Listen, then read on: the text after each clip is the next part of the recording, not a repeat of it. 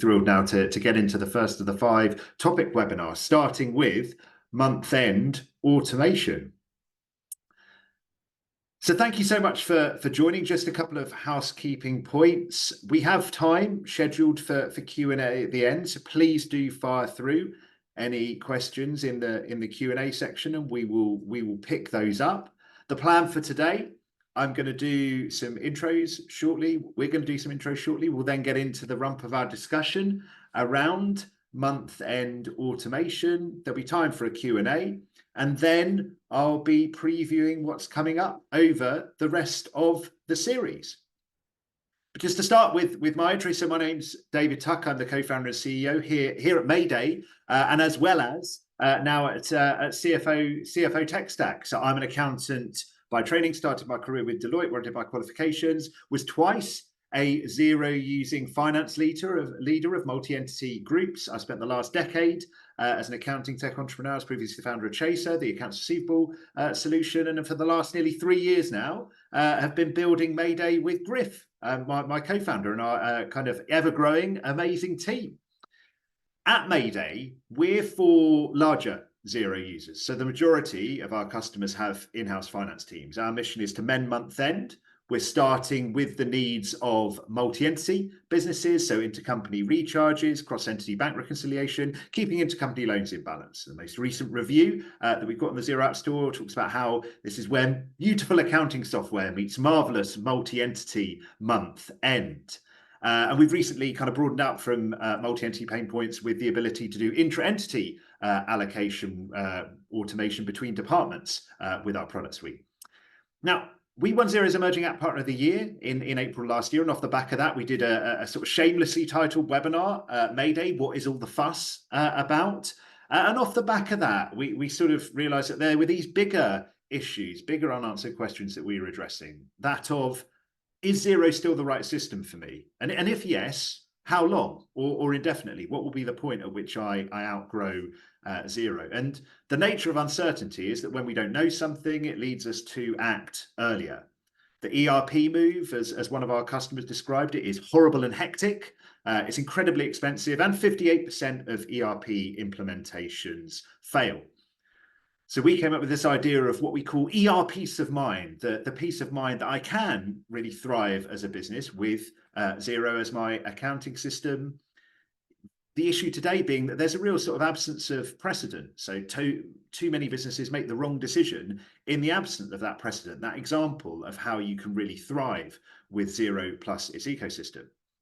We launched the Building an Enterprise Level webinar series, Building an Enterprise Level System with Xero webinar series back in September last year. An incredible response to that, 800 attendees, so much great feedback. And off the back of that, we really galvanized. We created our CFO Tech Stack community.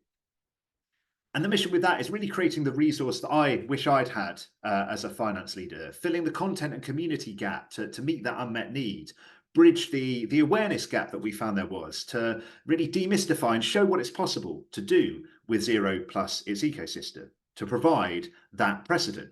We've got an incredible weekly newsletter that we send out. We have created the FLAC, the Finance Leader Advisory Council, as a representative body for finance leaders that use Xero. And watch this space for the announcement of coming soon, the ability to buy tickets for Stacked, the equivalent of XeroCon for in-house finance leaders that we will be hosting in London in September. Now, this series, it's all about being a group.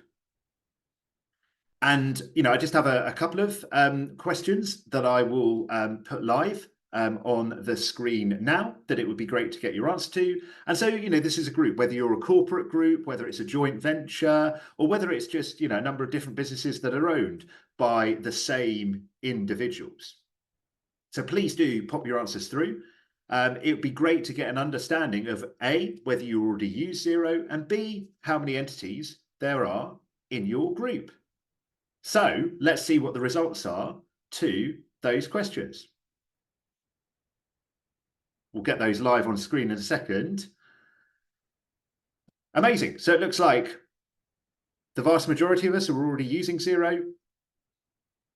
And significant majority already groups, most in the 2 to 5 entity category, but also, yeah, some sizable ones in there as well.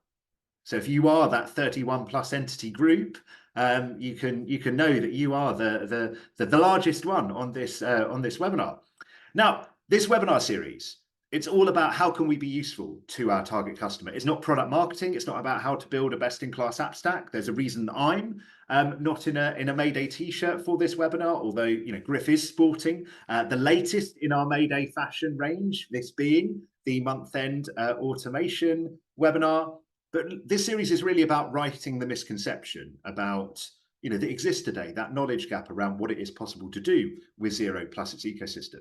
But it's not about overcorrecting. It's not about replacing one myth with another. Like, there will be situations where it's the right thing not to use Xero and to move to an ERP system. So that's really, framing things today. Xero is about beautiful business. This series is about how to be a gorgeous group. And so, what better segue from that to introducing my panelists for today. Thrilled to be joined by Graham, Caroline, and Griff. And if it's okay, I'll come to you in that order to do a brief intro. So Graham, over to you first. Hi, David. Thanks for the intro and thanks for having me. My name is Graham Shapiro. I'm the CEO of Myccountant here in South Africa, or there in South Africa. We are a cloud-based outsourced accounting business for small to medium-sized businesses. We focus on, we're completely remote. We focus on automating and making life as easier as possible for our clients, and also making life as easier as possible for us. In my spare time, I'm a tech junkie, which means I'm always checking the Xero App Store. I'm obsessed with what's coming out next, what is out, and I make it my passion is really just understanding what's out there and how we can make businesses' lives easier. Amazing. Thanks so much, Graham. And you're selling yourself short, because you are also the reigning Xero MVP in South Africa. Of course. Graham, amazing to have you with us. And Caroline, over to you. Thank you so much for joining us. If you could perhaps give a brief intro. Yeah, thanks, David. So I'm Caroline. I am currently Finance Director at Gaia, and we offer IVF insurance at the point of need. So we are an FCA regulated company as of December, and we are looking to improve access to private IVF treatments and remove the debt burden if you don't end up having a child. Previously, I started life in the corporate world at Shell, where we used SAP, very archaic. I then moved on to join Monzo, where we started with Xero and we did a migration to NetSuite. And then I did a stint at EdTech where we used Xero again, which was very much to my pleasure. And I joined Gaia in 2022, and we are looking to continue to use Xero for as long as possible. Amazing. Thank you so much, Caroline. And Griff, over to you. Thanks, David, and hi, everyone. Yeah, so I'm Griff. I'm CTO and co-founder at Mayday. My background is as a software engineer. I've been CTO at a couple of startups before, an AI tech startup and an HR tech startup. And yeah, for the last 3 years, been building exciting accounting tech automation with David and the rest of our team at Mayday. Amazing. Look, brilliant. So look, let's start us off. I just want to make sure we're all aligned here. So what do we mean by month end, and why is it so important? So Caroline, I'm going to come to you first before bringing in Graham. Yeah, sure. So month end for me is about making sure that we have all the data that we need to give to everybody else that is interested in using it. So it's not just about processing things like payroll and closing the accounts and making sure that our tax obligations are okay, but it's also about informing the rest of our company on how we're performing, the investors that we in the business, but also we have other sort of regulatory reporting requirements that are on quite tight deadlines. So it's really important for not only those numbers to be in a system, but also for them to have high integrity and to be reliable. Amazing. Thank you so much for that. Graham, and anything to add? Obviously, our month end is slightly different because we're reporting to clients, but it's mainly about sort of closing off, making sure everything's right. But where we're trying to move away from is leaving certain steps away from month end and rather just have it as part of the process. So things are constantly right as we're doing the work, things are constantly right. So it reduces, the need for a major month end process. Nice. So looking at how can you almost make it sort of real time, so there's not need to batch it up as a task as part of month end. Nice, amazing. And I think just to sort of touch on that, the other thing I kind of see with this, we have this sort of idea of year-end debt that, Caroline, you talk about it there with, you've got a clock, right, that you've got to deliver your management information by. And, in an ideal world, we'd get everything done, like dotted every I, crossed every T, as part of the month-end process. But historically, I've been there as a finance leader, right? You're just faced with a finite amount of time, and you have to choose what are the most important things that make the cut, and what are the things that you're almost going to sort of turn a blind eye to and say, well, look, we're just going to live with the absence of that, and we will tackle it as part of year end, which it's such a sort of false economy, because it only gets harder and harder to do the longer that you leave it. So I think we've got an amazing kind of a range of perspectives there. What is month end and why is it so important?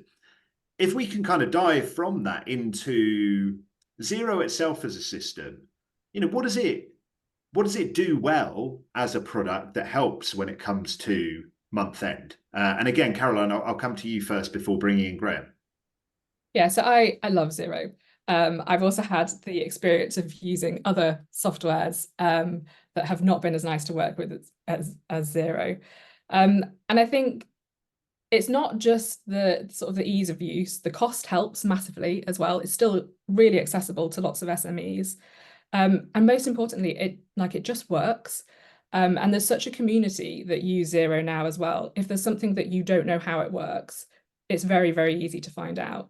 I think there are still a few sort of limitations, and the benefit of having such a good app store and the likes of things like Mayday really add to it to allow Xero to concentrate on what it does well. And I think that that's like a really good strategic business decision that allows them to focus on that sort of ease of use that so many accountants have probably experienced the pain of from other softwares. Amazing.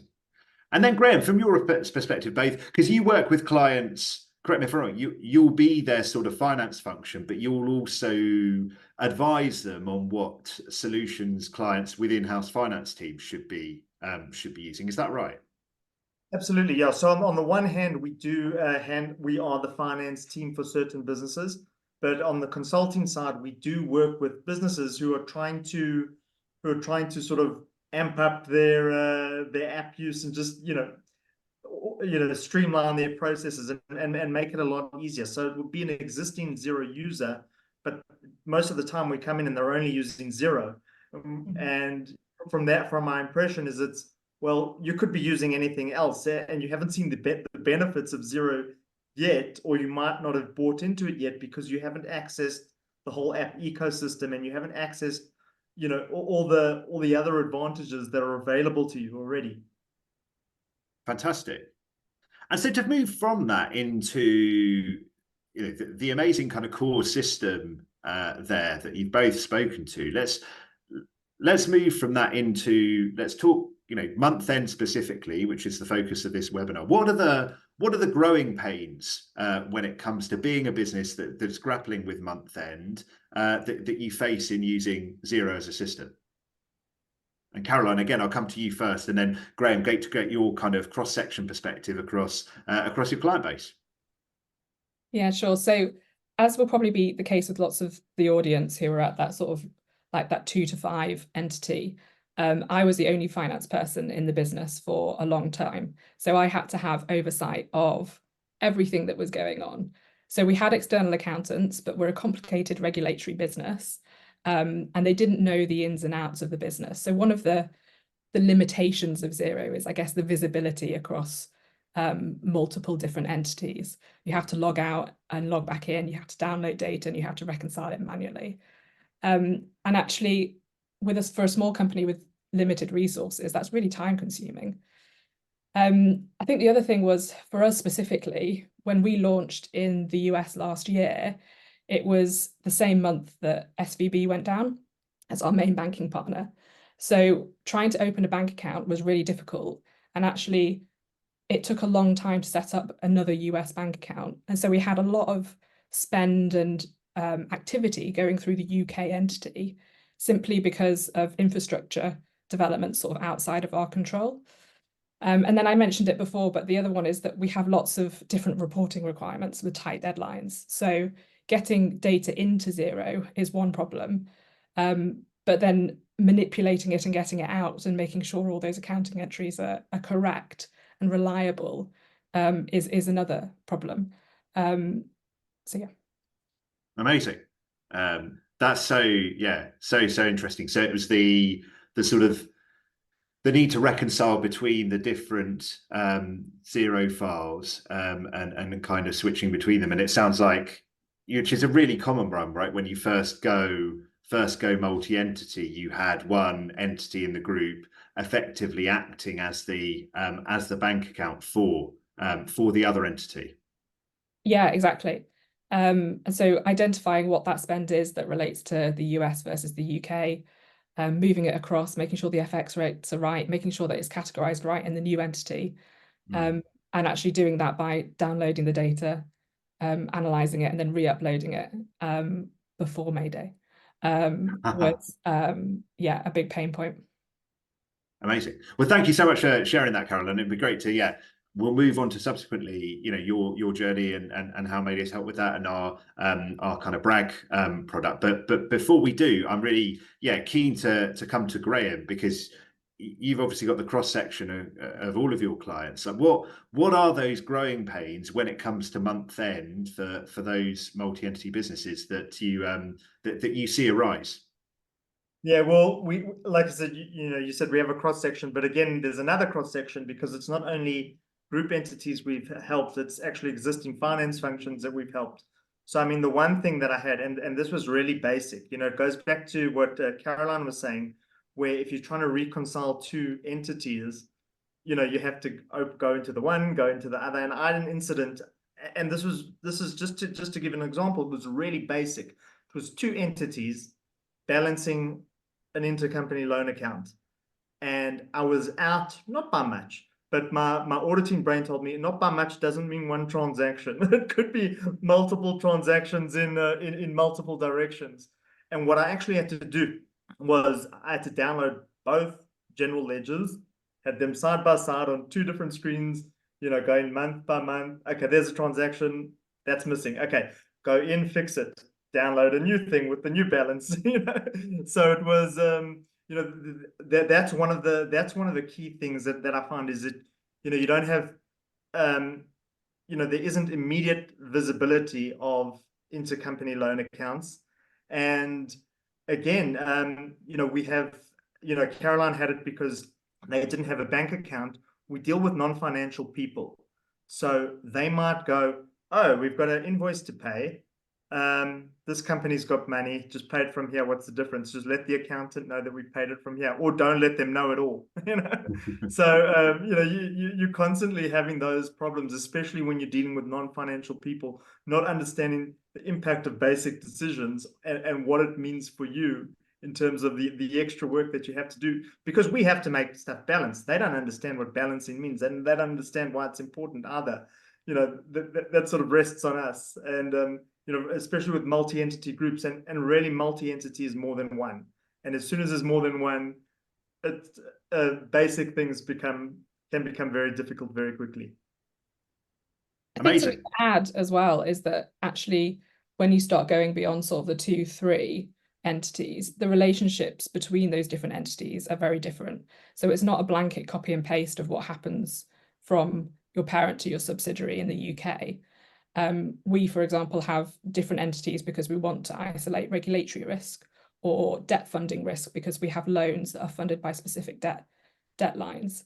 And so actually then speaking to external accountants and getting them to understand that detailed transaction is really becomes quite difficult when you start hitting sort of the 3+ group, I think. I think also To add one more thing to onto Caroline is, again, once you're dealing with multiple entities, they're generally related. You know, they're generally doing similar types of business. So you are going to have, you know, a company maybe using the other company. You are going to have intercompany charges. You are going to have, and sometimes that's where my loan account is out. We didn't, you know, they didn't send the invoice. You know, we didn't know there was an invoice from the one entity to the other. So, you know, generally they're related in some way or another. Amazing.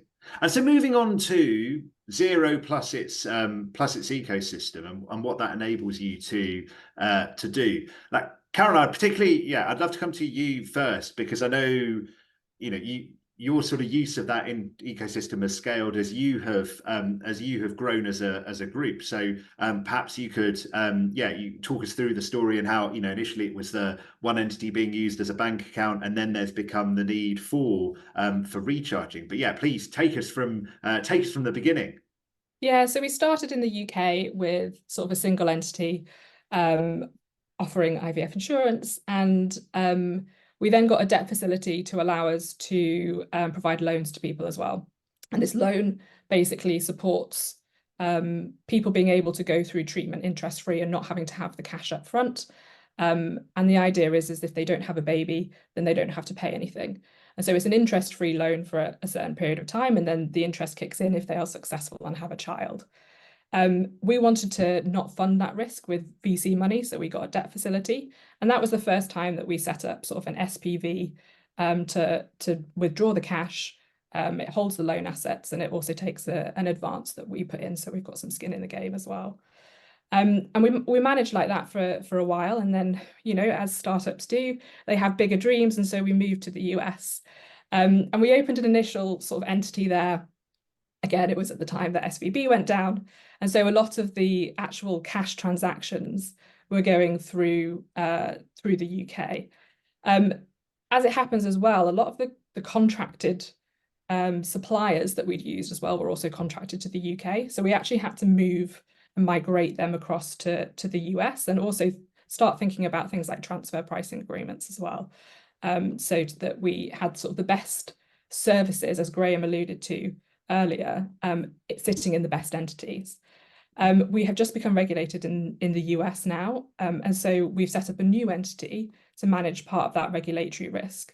And then part of managing that going forward will also probably involve things like people entities, where we have service charges because we have one product and one tech stack that's now serving two different companies. Amazing. And talk to me through the sort of, you know, the month-end pain points that created for you and how you address them. So first of all, the pain points were probably getting data into the system. Where is this data coming from? What is it? What relates to products in the UK? What's the US? And is it right? Is this all of it? I think that's probably a common thread throughout everything. Have I got everything that I need? And then I think the second part was being like, okay, and now is it accurate? Have we got the loan data sitting where it needs to be? What type of customers are these, and where are our liabilities and our assets actually sitting?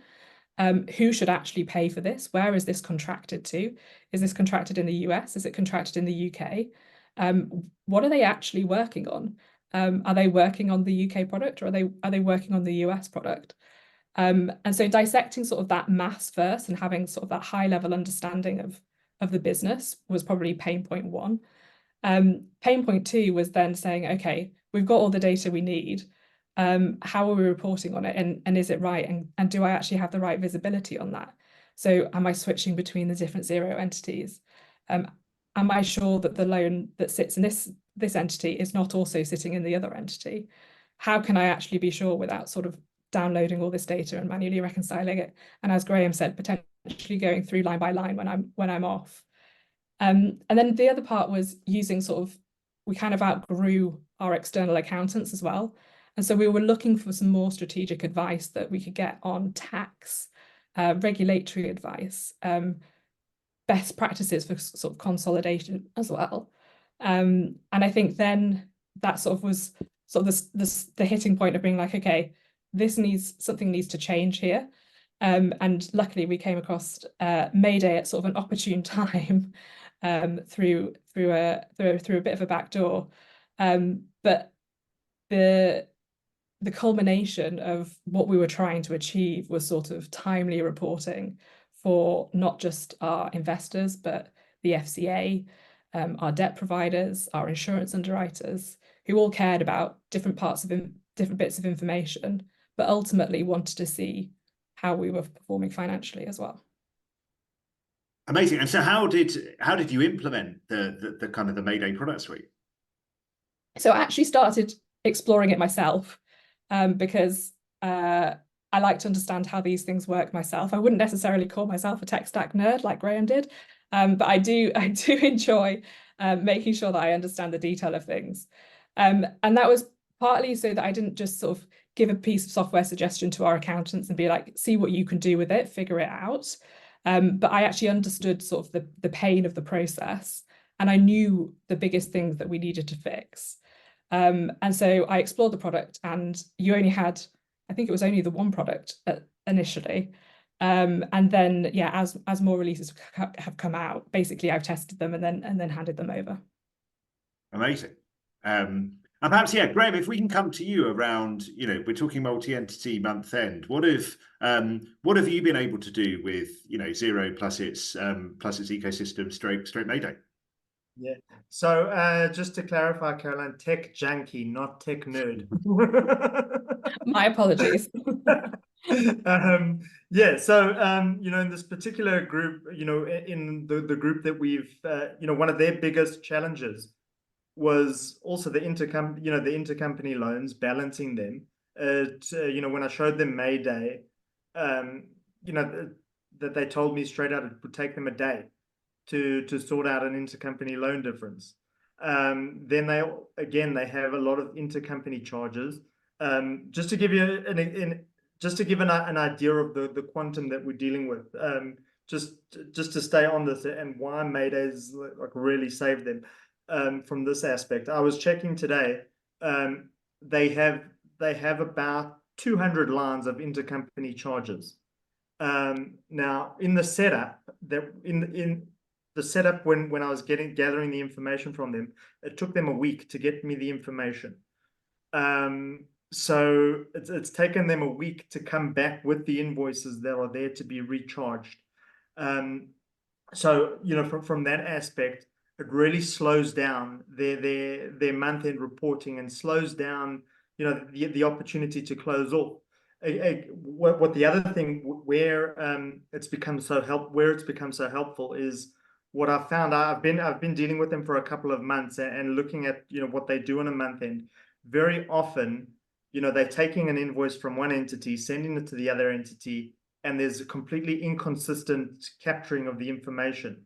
Where they might see one item as a certain expense, the other accountant dealing with the other entity sees it as as a different type of expense. So you get no uniformity, across the there's no uniformity or no consistency across the way that the way that they look at it as an expense. Oh, sorry, excuse me. So the recharger has been very powerful because now they recharge it. I'm sure you'll go into later how the whole recharger works. I'm not going to give the whole product demo, but it's really it's making the whole process cleaner and more consistent, and makes sure that everything gets captured straight away at the same time. In terms of the balance, the intercompany loan balancing, I was sitting with the group accountant while I was showing it to her. While I was showing it to her, one of the financial managers from one of the other entities came over and said, "Oh, yeah, this is the amount you were looking for. Will you just fix it quickly?" So, within a few minutes, we saw how a day of work was really solved there. Just to go, I don't want to babble on, but just to sort of touch on the other month end things in terms of consolidations, we found very good consolidating reporting software where we've been able to really quickly implement. We set up the whole. We've set up the template, so our consolidation is fairly quickly. If we have something that's slightly out, you know, you'll notice it fairly quickly if there's something that needs to be fixed. But it's really the big pain point being solved is making sure that the, you know, from the accounting side, that's sort of covered. That's, you know, we cover that with our weekly and daily and our daily capturing. But when it comes to sort of the month end, it's really making sure that the stuff after everything's been captured, how has everything else been dealt with, and how are we balancing everything, and how can we do that in the most simple way possible, which we figured was, you know, Mayday. It gives you the answers. You know, you don't have to go searching for it. Amazing. Thank you so much, Graham. And I'm keen to bring in Griff, who's waited very patiently. Griff, we work with just a vast number of, of different groups. What are we seeing in terms of what they've been able to do when it comes to multi-entity month-end automation? Yeah, absolutely. And I am happy to be the tech nerd on this call, just so we're all aware.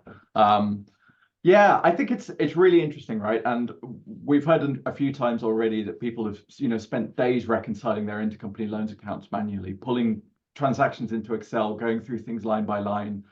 And I think fundamentally, like as a software engineer, it just seems mad to me that we would do that we would, take all of that time to do something that a computer can do for us really simply. And so some of our customers have taken 98% of their time to do intercompany work away every month by automating it through Mayday.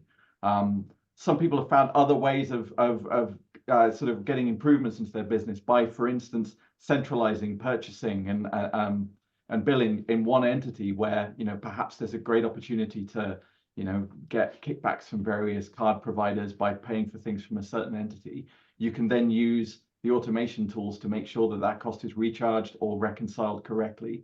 So there's real advantages to adding this automation beyond just saving you time at month end.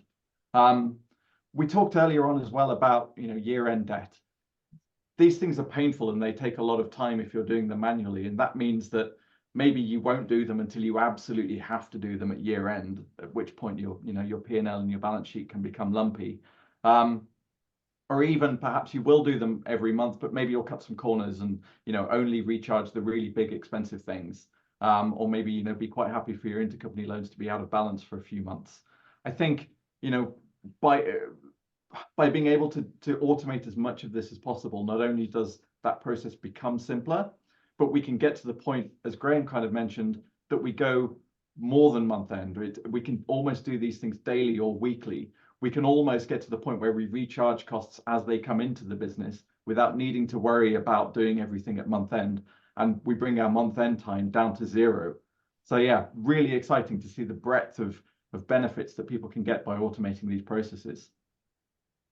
Amazing. I just wanted to pick up on that because there's a question that came through from Mayor on this point around, is it only doing things as month end or is it posting throughout the month, which you touch on there, Griff, with the ability to run, most of our users do their recharges as part of month end, but you can do it as frequently as daily if you want. And Graham, you made the point earlier around, well, month end, a lot of it is not just, okay, it ticks over and it's the end of the month and the starting gun fires, but how can we get out ahead of things? And our mission is let's mend month end. But if you think about our Bragg product, and this links to Caroline's point about where one entity is effectively acting as the bank on behalf of another and paying another, Bragg is kind of a day-to-day bookkeeping bank rec tool where you have that cross-entity bank reconciliation where you've got a credit card contract transaction in one entity, or one entity's paid the bill on behalf of another, and enabling you to match it and fixing your future month end and future year end by ensuring you get the symmetrical postings to the intercompany accounts. So I think there's a really important point there of month end can be fixed by, yes, eliminating 98% of the manual work that you have to do once month end ticks over, but there's a big chunk of it which is let's get out ahead of these things so that the workload is that much lower. And that's a microcosm of month end as it applies to year end as well, that it cascades. By enabling us to do that as part of month end, we're also helping our future selves when it comes to the year end workload.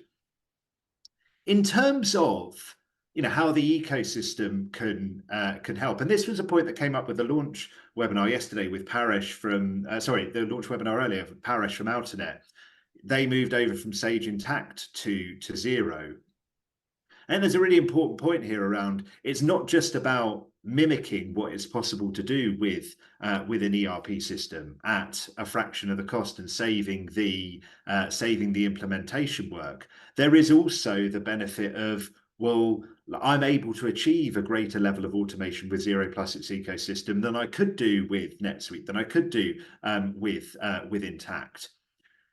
In that vein, are there any things that, Caroline, Graham, that spring to mind from your perspective that you want and need to be doing when it comes to Xero to enable you to make the best use of Mayday and others within the Xero ecosystem? I'm thinking things like chart of accounts. I'm thinking things like tracking categories here. Yeah, so I think, and I mentioned it right at the beginning, I think one of the things that you don't want Xero to do is to sort of come up with features that sort of try and satisfy everyone and end up satisfying no one. And so I think one of the benefits that Xero has by allowing the likes of Mayday such a great integration, and other companies, so the likes of Pleo or Wise or whatever it is that you're using, is that it allows Xero to concentrate on what it's good at, which is that user functionality. And so and the data record and the visibility. And so I think actually the tracking categories is sort of like one of those things that lots of people ask for when it comes to sort of the Xero request specifically.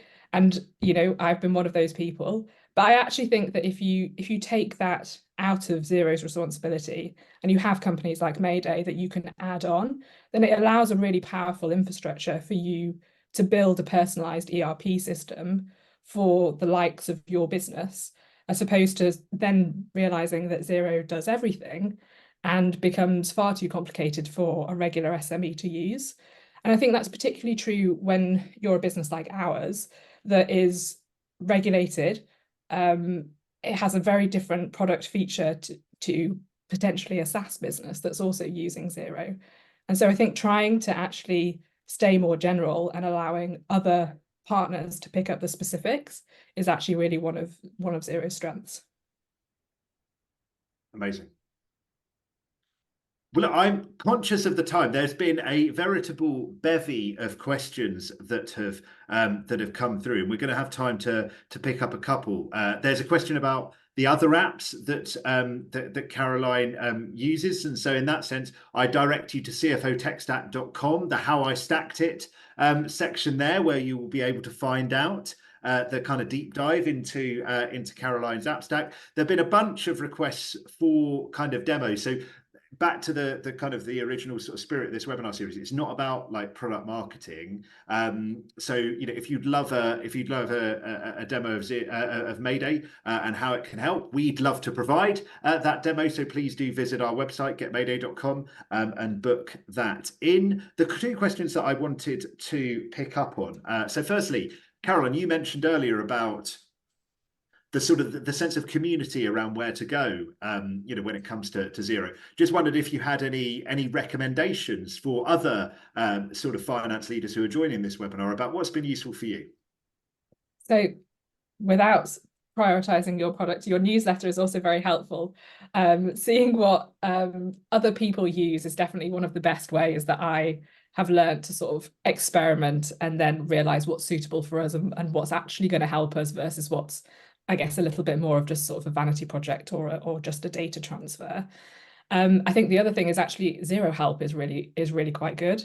And then finally, there's sort of communities on Slack, sort of CFO Connect, and things that share these sorts of I guess app stacks and also some more detailed sort of accounting help when you're sort of in between that 2 to 3 Xero entity point and you're like, what do I do next? Do I move or do I stay?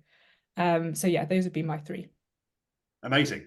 So just for anyone who's not heard of it before, CFO Connect is a community powered by Spendesk. So yeah, definitely like check that out. They have a Slack community that I know a number of our customers like Caroline find really valuable. And then the newsletter Caroline mentioned there, that's our CFO Tech Stack weekly newsletter, which includes the How I Stacked It section. So you can find the historic sort of how I stacked it on the cfotechstack.com website, where you can also sign up to that weekly newsletter. The final question I wanted to pick up was a question come through around, when it comes to using month-end automation, and specifically Mayday, do I need to have a kind of, and Griff, I'm going to come to you first on this. Do I need to have like a clean slate before I start? Do I have to have, kind of all of my intercompany loans balancing and all of my transactions batched and my, recharges up to date so that I can then implement Mayday? Yeah, absolutely not. I mean, when you sign up to Mayday, you get to choose when you want to pull in data from. So this could be, your whole last year. It could be even further back than that. And we can then run forwards and run your recharges and do your intercompany loan balances from that point in time. We've had a number of customers sign up and get great benefit from being able to do, their year's worth of intercompany loan reconciliation on the balancer dashboard in essentially one big hit. So yeah, absolutely not. You can get started with Mayday whenever you're ready. I still remember Asher, who signed up to us last year. I think we saved his Christmas because he was needing to do that cleanup exercise and was able to use Balancer to kind of resolve those intercompany discrepancies, get on the front foot and then start kind of implementing Recharger from that kind of clean slate. So yeah, absolutely. Brilliant. Well, look, I'm really conscious. It's been incredible to kind of get the website. So what I'm going to do, to get the insights across this webinar. So what I'm going to do, I'm going to come to Caroline, Graham, and Griff for their sort of overarching top tip for scaling with Xero as a group before I wrap up. So Caroline, if I could come to you first. Yeah, so I think the one piece of advice would be to really understand the nuances of your product or business and how they might vary from the recommendations that you're getting for software. And that way you'll know whether it's actually going to help you versus whether it is just sort of a data transfer or a bit of a vanity exercise, like I said before. So for me, that was actually doing the processes myself to understand the pain and what I need to solve for soonest, and then looking for those solutions that were particular to those pain points, given the context of our business. Amazing. Graham, over to you. So, simply put it, I would say is try stick to a methodology where you're only entering information once. So you enter it once and, that should be enough for it to follow through the rest of the process.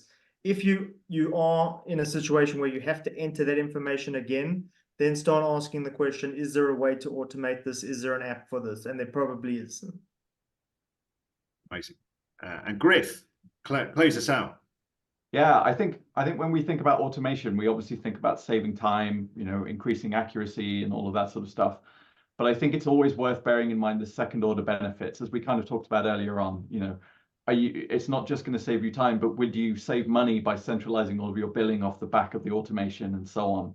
So it's really worth thinking about those as well as great reasons for implementing automation.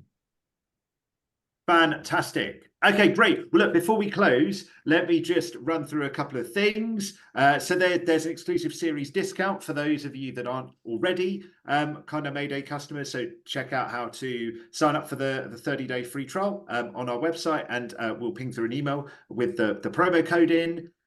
What do we have coming up?